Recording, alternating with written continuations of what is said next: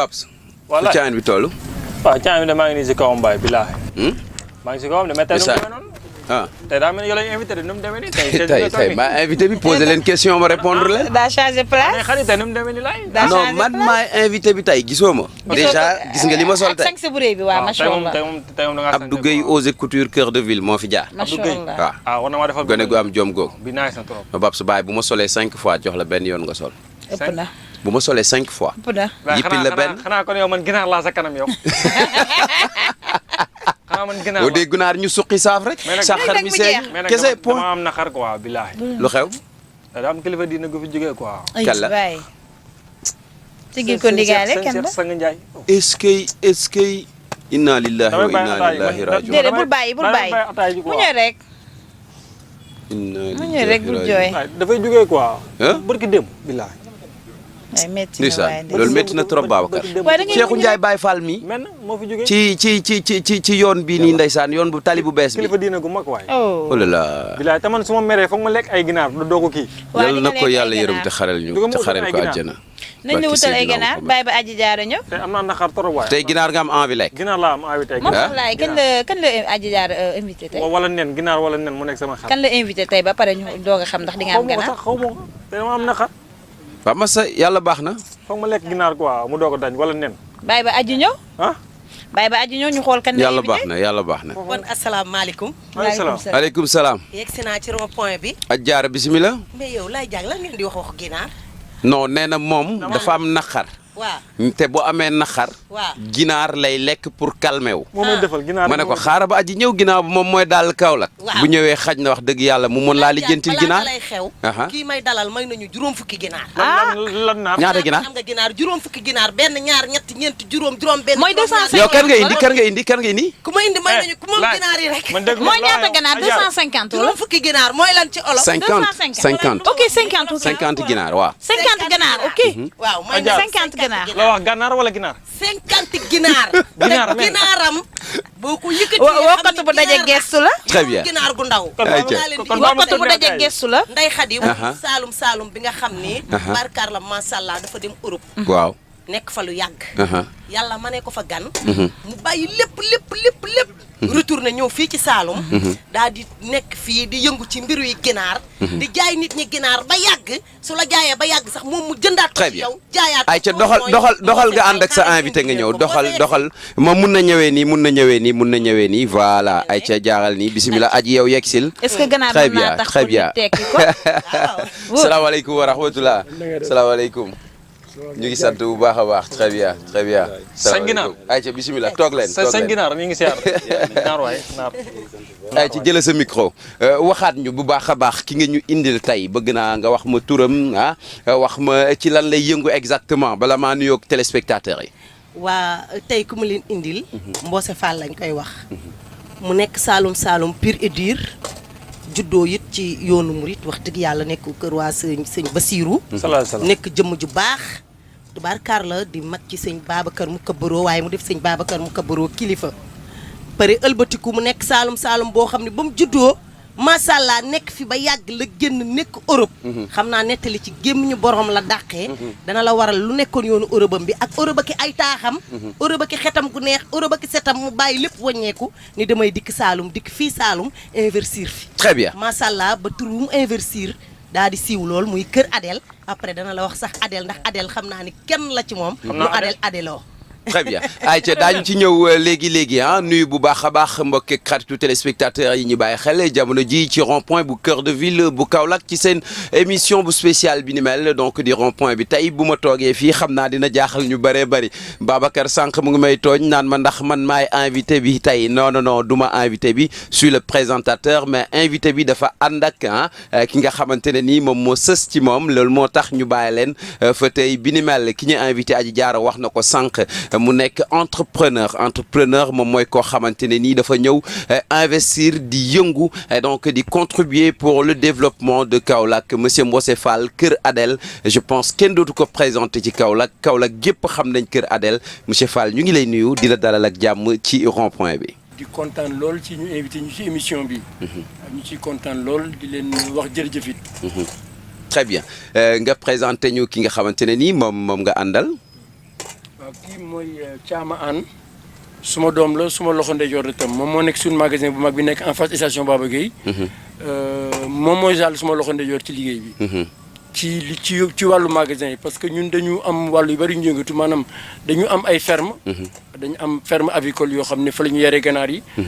kooku am na ku koy jiite ku ñu wax xooxaat ndong. am na tamit wàllu magasin yi moom moo ma ci jàppale mooy suma loxo ndeyjoor daal ci wàllu magasin yi. très bien Babacar di ngay dégg Kër Adel. waaw dama ko dégg mais man damaa découragé yow. lan la man début bi damaa dégg nga ginaar après nga ay entrepreneur laay yow yaa ma découragé loolu. nga ni loo dégg. entrepreneur laa dégg léegi nga wax di. waaw mais comprendre li ma wax. comprendre walaay man ginaar laa dégg ay jaar wax nga ne entrepreneur.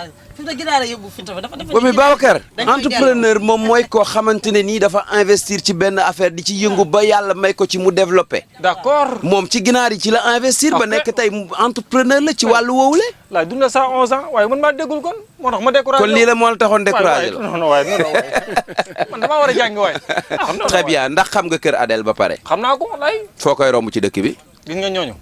romb naa fa un jour ginaar goo xam ne 7 tonnes la. ginaaru 7 tonnes. du ma bàyyi moo wax lu dëgg un jour romb naa fa ginaar goo xam ne 7 tonnes la juróom-ñaari tonnes. bi ma rombee ginaar gi ne moom kaay fii mooy Kër Adel. mu ñëw mu ne ma nuyul Paa Mbose Fall mi ngi nii. un jour jaar naa fa nuyu ko. ñi bu la jaayee ginaar mën nga koo lekk juróom-ñaari at du jeex. benn ginaar. très bien yàllaa ma tiim. billaahi. ayca ñu nuyu monsieur Thiam ñu ngi lay nuyu joxal ñu ko micro bi moom itamit mu nuyoon toog téléspectateur u télévision du Saloum. salaamaaleykum Laye Ndiaye. Laye Diack. Laye Diack ñu ngi leen di sant bu baax ñu ngi leen di nuyu aussi di nuyu ay jaara. waaw di kontaan bu baax ci invitation bu ngeen invité sama papa ji di Paa Mbose Fall. moom Kër Adel. waaw ñu ngi nuyu aussi ñu ñuy seetaan instant yi. très bien sant yàlla bu baax. très bien. Très bien alors Ndeye Khady on démarre à chaque fois donc xam nga ni ñu démarrer ak sunu invité revisiter donc fi nga xamante ne nii fa la jaar njëkkee ci wàllum enfance am ak yi ni mel. waaw ñu lay dalal jàmm Mbose di leen ziar bu baax a baax di leen balu àq ci weer bu tedd wi ñu nekk nii vraiment comme ni ko Laye Diack waxee ñu bëggoon xam fan nga jaar fan nga commencé balaa Kër Adel du judd waaw. jarul laaj kii si cuuj la jaar ci cuuj voilà. bàyyi ko mu nettali ñu tuuti ci enfance am ak fi mu cosaanoo ak yi ni mel. donc maa ngi juddoo Kaolack jàng école primaire Kaolack amee bac Kaolack bi ma amee bac nag laa door a jógee Kaolack dem université Dakar jàng fa 4 ans am licence ak maîtrise en droit bëggoon na nekk magistrat mais yàlla dogalu ko ndax bi concours bi waaj am daanaka ci laa fi jógee dem France gouvernement Sénégal may ma bourse pour ma defi doctorat. bi may defee suma doctorat ba pare ma toog France liggéey fa daanaka lu toll ci fanweeri at. D'abord ma jàngale université comme assistant en droit en faculté de droit ensuite ma liggéey au ministère de l'agriculture en France ci domaine service vétérinaire yi. dama doon gérer service comptabilité ak également service bu logistique bi. foofu nag laa amee passion wu ganaar voilà koo jëlee parce que dañ doon gérer ay junney ganaar au ministère de l'agriculture. donc ma jëlee fa passion wu ganaar ba bi ma ñibbisee fii bi may jëlee suma retraite ba ñibbisi ma commencé d'abord ci transport camion ma jënd ay camion di ci def ay transport mais daal boobu daal neexul ma woon trop ma mujj nag viré wu ci ganaar yi parce que dama ci gis njëriñ daal. donc voilà loolu daal à peu près pour résumer pour wax bu gàtt donc loolu daal mooy wax bi ci gàtt quoi. très bien alors bu ñu ñëwaatee ci ginnaaw tuuti Kaolack nga juddoo donc ci ban environnement bi nga juddoo bi nga nekkee xale da nga daan fooyee ginaar da nga ko bëggoon wala moment yooyu xalaatoo ni sax un jour li nga am ni tey ginaar may la ko di nga ko am. non la ndax dëgg-dëgg yaakaaruma kon li tax suma papa dafa nekkoon commerçant bu ndaw. amoon ay tool ci àll bi ci boori Kahone. donc suñu liggéey à part jàng dafa nekkoon tool yi wala toppatoo suñu liggéey papa di ko jàppale ci liggéey bi. mais yaakaaruma woon ni un jour dinaa dem di yar ay ganaar wax dëgg-dëgg yaakaaruma parce que aussi man élevage nag daf ma mos a intéressé. élevage moom daf ma mos a intéressé mais ñun élevage yu xar lañ xamoon. mais élevage yu ganaar wax dëgg-dëgg mosuma ci woon dugg te yaakaaruma woon ni bés dinaa ko def. donc voilà. très bien très bien loolu aussi mën na nekk alors d'après ni nga waxee am nga cursus universitaire boo xamante ne nii am na solo trop am na solo trop nekkoon nga sax professeur ci ay université donc à l'étranger alors est-ce que c'est pas un paradoxe nga bàyyi loolu noonu ñëw di investir ci wàllu ginaar nekkoon professeur d'université est-ce que nekkul paradoxe pourquoi le choix nga bàyyi loolu lépp ñëw rek ci affaire yooyu noonu. bi ma ñibbisee Sénégal dama seetlu ni ganaar yi parce que dama daan ñëw très souvent suñ ñëwee di génn ganaar ñun ñu ganaar amul. très souvent dañ daan ñëw ñun ñu ganaar amul bi ma ñëwee ma defoon benn bande bu ndaw bu 100 ganaar mu réussir bu baax ma lekk bu baax ba pare am ci xaalis bu xaw a takku. ma ni daal ganaar yi ça peut être intéressant. léegi nag ci laa commencé ubbi benn poulailler poulailler bii dox. ñu ubbi un deuxième mu dox. ba actuellement nii ñu ngi am 5 poulaillers. lépp ndax rek ganaar dafay dox fi parce que ganaar maanaam ñamu teranga la. soo amee gan. soo amee gan. ganaar la. événement Sénégal yi ci ëpp à part tabaski lépp ganaar la. donc ma gis daal nii domaine la boo xam ne ku ci investir di nga ci génn. moo tax ma dugg ci. mais vraiment wax dëgg bi ñu ci duggee léegi daal gis nañ ci xéwal yu bëri. gis nañ ci xéwal yu bëri donc dañ njëkk a ubbi benn ñaar ñett ba am juróomi ferme yoo xam ne benn bu ci nekk ay ferme yu mag la du ay ferme yu ndaw ay ferme 3000 3500 voire 4000. ba am nañ sax ferme boo xam ne dinañ fay jël ba 6000 ganaar. ensuite ñu ubbi magasin yi benn pour jaay parce que dañ demoon ba nga xam ne amatuñu woon ku mën a jënd suñu ganaar yi. parce que ñun dinañu ñëw ci affaire bi ci entreprise bi et tout ça dinañ gën a ñëw ci loolu ndax Khady bu am na leneen beneen question boo xamante ne ni rek mën nga ñu ko. waaw comme ni nga ko waxee parce que moom il a un très lourd CV.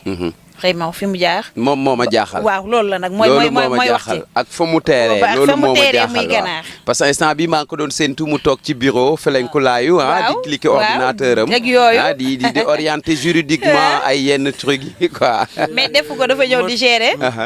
ma tontu ci tuuti. waaw c'est que Sénégal dañ bëgg trop intellectuel man bi ma ñëwee. dama toog defuma dara dama jël suma retraite ñëw toog defuma dara. mais finalement ma xam ne ma toog gis ni dëkk bi xale yi bari amuñu liggéey. vraiment surtout man suma koñ bi foofu Ndorong ñu bari amuñu liggéey.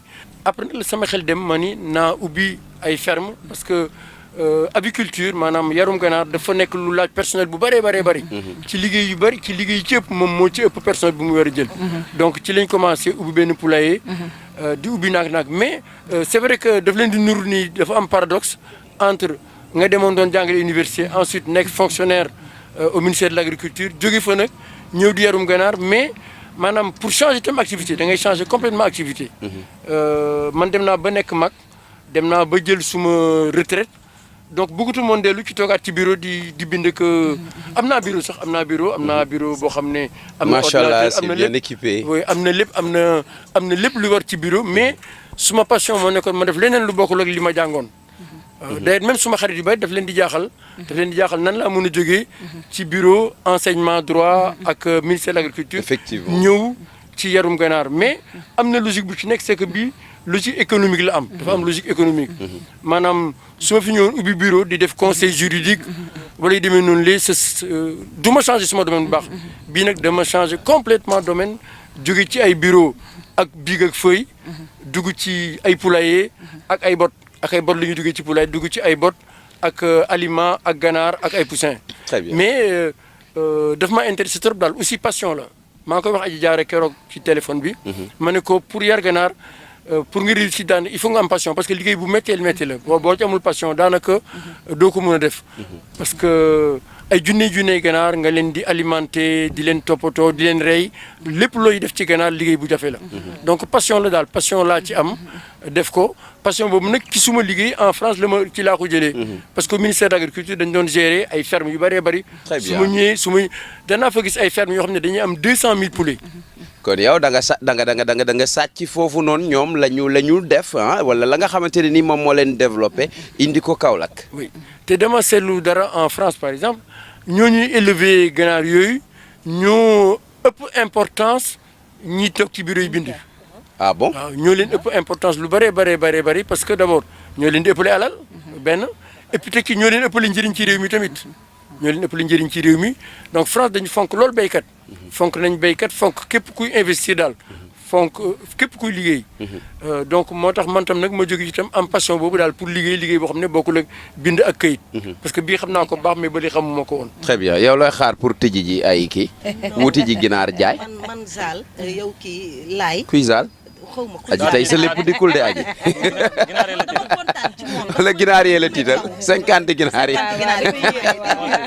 loolu xam nga nag moom Fall la sant Mbaye boo waxee loolu day def nii yëkkati mbagam def ni nga ginaar rek loolu laay dama kontaan ci rond point parce que élément yu mel ni Mbose Fall mi dafa baax te rond point bee leen génne fii Kaolack gépp leen war a xam voilà parce que dafa def loo xam ni royukaay la nekk bitim réew nu ma ko waxee sànq taax yi lépp tiim la macha allah doo gis poussière nga nekk façon liggéey bu mu doon liggéey demoon tey ba nga xam ni moom dégg nga léegi ci biir waxam mu ni moom bu muy jàng mi ngi xalaat ni kii lay doon lan avocat wala lan avocat effectivement mu ni loolu lay xalaat ni moom lay doon ba yàgg mu dem ba mu demee dem ba yàgg xam nga nit dañ ni sikki bëy lam dundee ba am sikkim mën na cee continuer ba xëy de bu ko neexoon yàlla tere mënoon naa nekk Europe ba doyal te macha allah yàlla da koy jàppale waaye dafa dem ba dernier moment nag mu retourné ba mu retourné ni du ma càng Dakar du ma càng fenn damay dikk Saalum ga ma juddoo yaroo fa daa du ñëw fii Saalum toog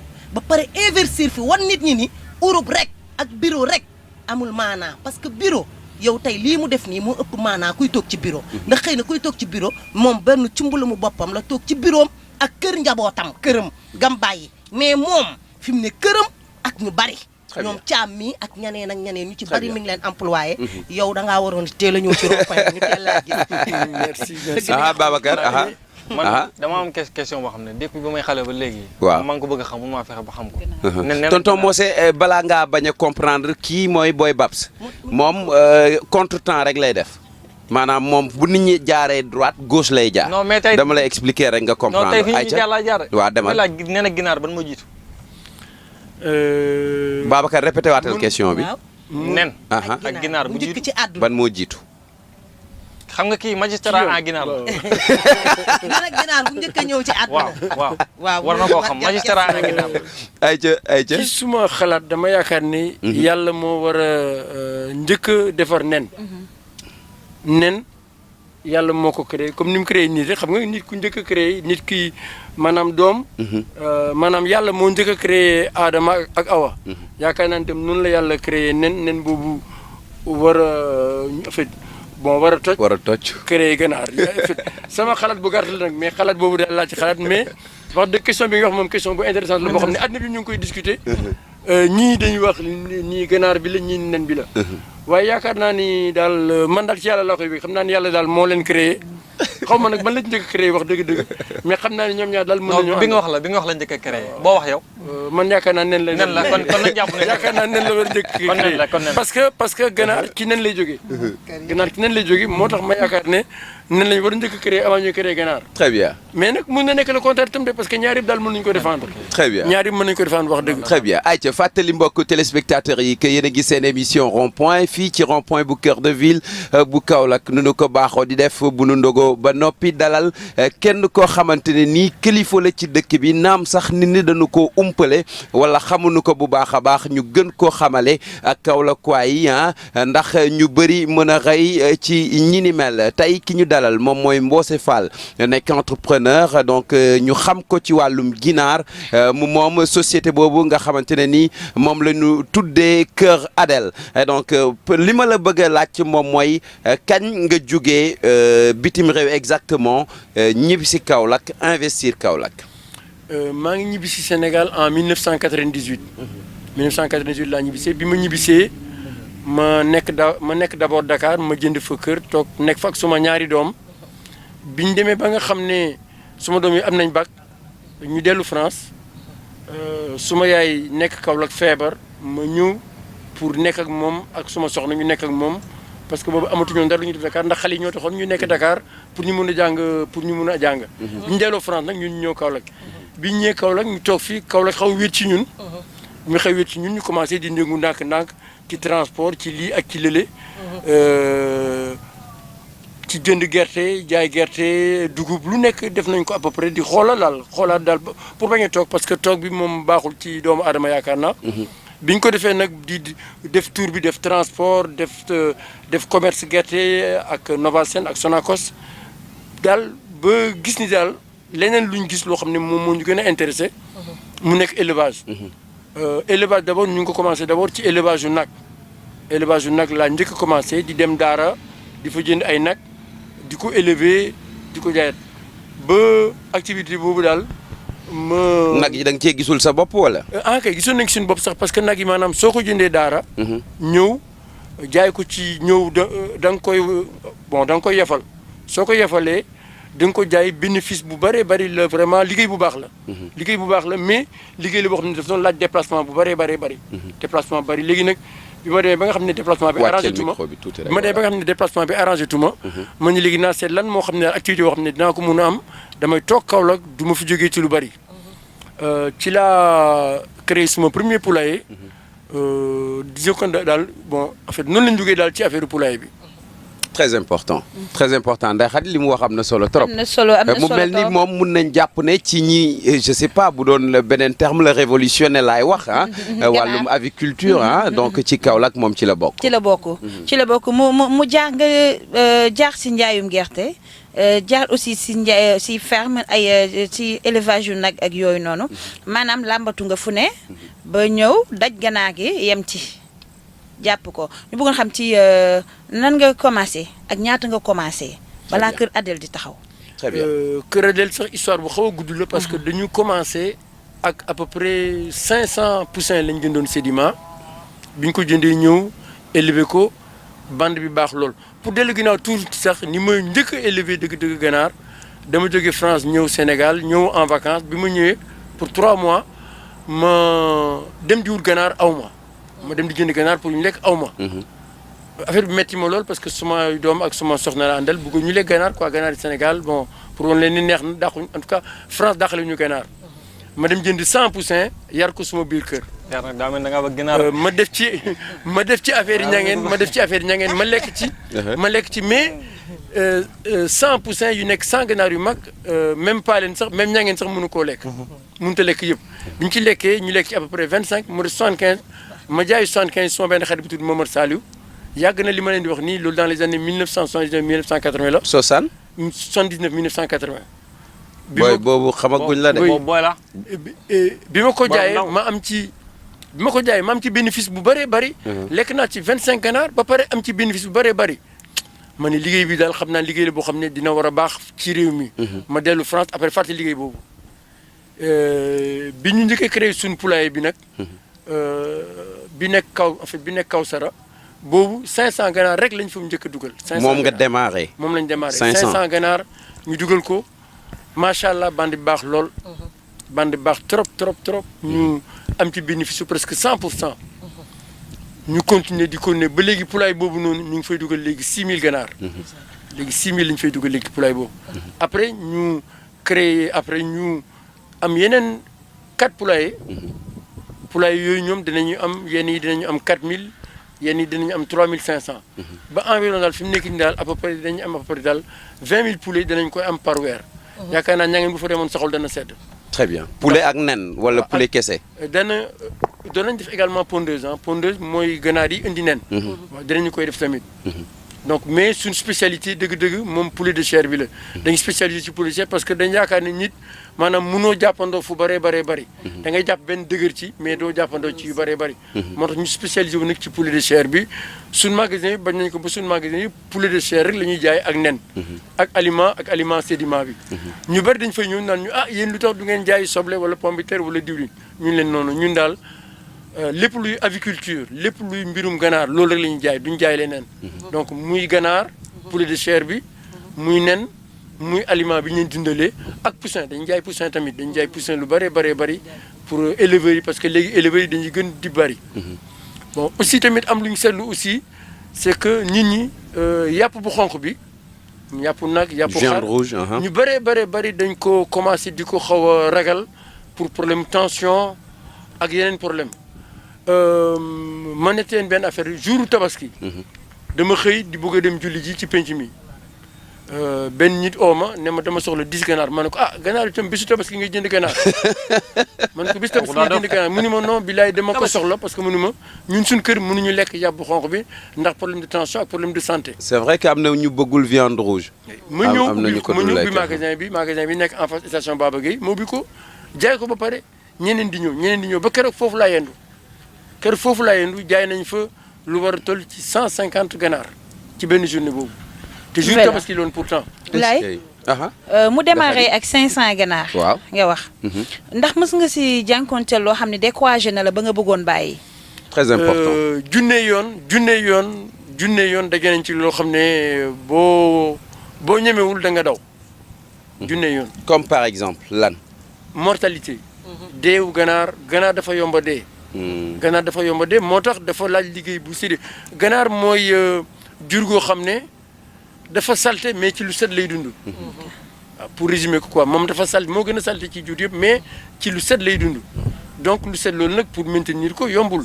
très bien parce que surtout nga am ci ganaar. xanaa looloo tax Babacar ñuy wax naan kii dafa yor cetu ginaar. waaw loolu cetu ginaar mooy moom ginaar gi day bëgg nekk ci environnement bu propre te moom dafa salte. dafa salte très bien exactement loolu la donc feebar ginaar bari na benn bari goo xam ne. yàggul rek amoon fi ay épidémie garaaw yoo xam ne day dugg ci benn poulailler rey fa 500 600 ganaar 1000 ganaar. donc moo tax ba nga xam ne maanaam liggéeyu spécialiste la. liggéeyu spécialiste la par exemple ñun bande bu nekk bu ñu am bande ganaar bu nekk bu ñu am daanaka dinañ jënd lu jege 500 000 francs ci ay produits vétérinaires. pour aar leen soo ko defulee daanaka investissement bi ngay def du la indil dara. est-ce que tàngooru Kaolack bi amu ci wàll. climat bi surtout. question bu baax a baax ngi noonu question importante. très très importante. addina bi yaakaar nañ ni Kaolack kenn mënu fa yar ganaar. waaw parce que damay dégg ñu naan ginaar dafa ragal tàng. dafa ragal lu tàng te Kaolack tàng na trop. ganaar du ñax moo tax muy ragal tàng. tàng romb na ko rey lool mais. ñu bari boo demee Dakar boo leen ne ñu ngi yar ganaar Kaolack duñ ko gëm tant que gisuñu ko duñ ko gëm parce que ñoom yaakaar nañ ne ganaar kenn mënu koo yar ci suñ Saalum gi mais kay mën nañ fa yar ganaar mais da ngay jël ay précautions yu bari am na séminaire bu ñu def yàggul fu ñuy wax Cabranche séminaire boo xam ne Kër Adel ak Sédiment ñoo ko organisé woon séminaire boobu c'était pour rek won éleveur wu région bi nan la ñuy élever ganaar ci température yu doy waar comme suñu température yi voire 35 40 degrés Celsius même plus que 40 degrés woon leen nan lañ ci yare ganaar parce que dafa am lu mu laaj d'abord poulailler bi nga xam ne moom ci ngay def ganaar yi poulailler boobu yow mi nga xam ne yaa yar ganaar yi da nga koy def pour yow bu nit ci dugaloon nga mun faa dund bul xalaat rek ganaar yi man gis naa fi ay poulailler yoo xam ne dañ koy def 4 murs yi fermer ko def benn palanteer su ndaw nii kooku baaxul ci ganaar. ganaar lim laaj mooy aération 4 côtés yi. aussi tamit ferme bi ni muy orienté woo par rapport au soleil fii Kaolack ferme bi du orienté woo vers l'est. du orienté woo vers l'ouest su fa orienté woo ci ñaar yooyu naaj bi suba gi mi ngi ci kawam côté bii ngoon gi mi ngi ci kawam côté bii donc day orienté wu vers le nord. vers Gossas Ndiarème lay orienté wu. su fa orienté woo. ak vers le sud orientation bon mais nord sud su boobaa naaj bi ñii daf koy laal de côté la koy laalee donc déjà loolu première base la mooy orientation ferme bi orientation poulailler bi. mooy li gën a am solo. loolu départ liggéey bi loolu la. ensuite deuxième chose murs yi na wàññeeku bu baax a baax nañ ko def ay grillage. très bien ay grillage yoo xam ne daanaka te grillage nag du nekk benn côté wala ñaar. pour mu am aération. aération bu baax a baax. aussi na kawe ci kaw parce que lu mu gën a kawe ci kaw bu gàtt aération dafa bari. lu mu gën a kawe ci kaw aération bi gën a bari. donc loolu nekk na maanaam lu ci am solo lool donc mooy déjà orientation ferme bi orientation poulailler bi par rapport ak naaj bi donc orientation nord sud. deuxième chose. il faut absolument mu am absolument aération bu doy. très bien. troisième chose tamit am na ay produits yoo xam ne léegi génn nañ ko comme Almaril comme Seyco PH et cetera ay produits yoo xam ne maanaam da nga leen koy jox. pour mu leen di jàppale daal ci tàngaay bu métti bi. donc voilà am na yeneen ak yeneen ak tamit aussi par exemple bañ a toog ba 13h saganaar nga ñëw jox leen aliment ñuy lekk. su boobaa aliment bu tàngee dëgg. dafa am heure yu ñu leen ko war a jox dafa am heure yu war a alimenter. très bien ayca daañu ñëwaat léegi yeggali waxtaan bi je rappelle ñu ngi dalal tey donc Mbossé Fall nekk donc ki nga xamante ne nii moom entreprise boobule di Kër Adel xam naa ne aji jaara émission buñ fi mos di tourner bii moo ko ci gën a neex ndax tubaar fa kàlla ñangeen yi ñoom suqi saaf da leen a intéressé trop sax xar mi seeñu comme nag Pape Diouf woon